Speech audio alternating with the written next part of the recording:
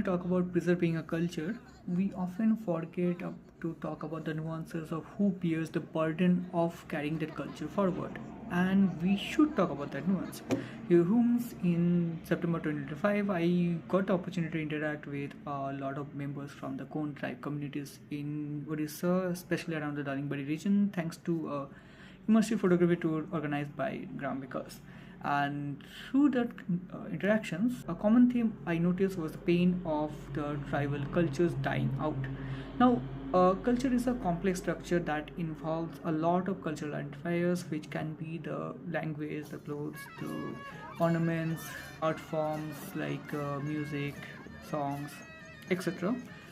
And preserving a culture involves preserving those different connected points of identifying a community. But not every part of a culture some is carried forward equally by everyone, every member of that community, and not every part of a culture is something that should be preserved in the first place. For example, if I take the example of the Kond tribes in this case, here's a custom of tribal face tattoos or chuti and it's a bit different from the modern ink tattoos that we think of. Chuti is done on the face using sharp knives to cut into your dermis so that the wounds heal in scars that last your lifetime. But the thing is, it's not exactly voluntary and it's not exactly beard equally within the entire community. It's something that's borne completely by the women of the tribe as a mark of the tribe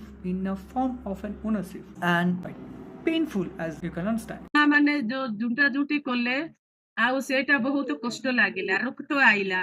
And while it's important to preserve the Kui language and other tribal languages and the other identifiers, maybe this is a part of the culture that's better left to die out.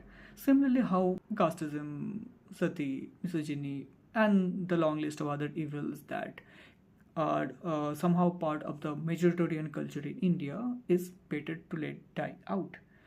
What happens to the art form side of tattoos, you may ask? Well, what the traveler men are doing now is that they are using non-permanent painless methods like permanent markers, acrylic, etc. to draw on their faces while taking part in cultural programs like maybe the dance while or other cultural programs to preserve the art side of it while letting the pain side of it die out. And I think that's a good win-win. That was Arya, by the way, says a journalist friend of mine. And yeah. ଜୁଣ୍ଟା ଜୁଣ୍ଟି ତ କରିବୁନୁ ଆଉ ସେଇଟା ତ ଏବେ କାଲି ଏମିତି ଆମେ ଦେଖେଇବା ପାଇଁ ଏଇଟା କରିଛୁ।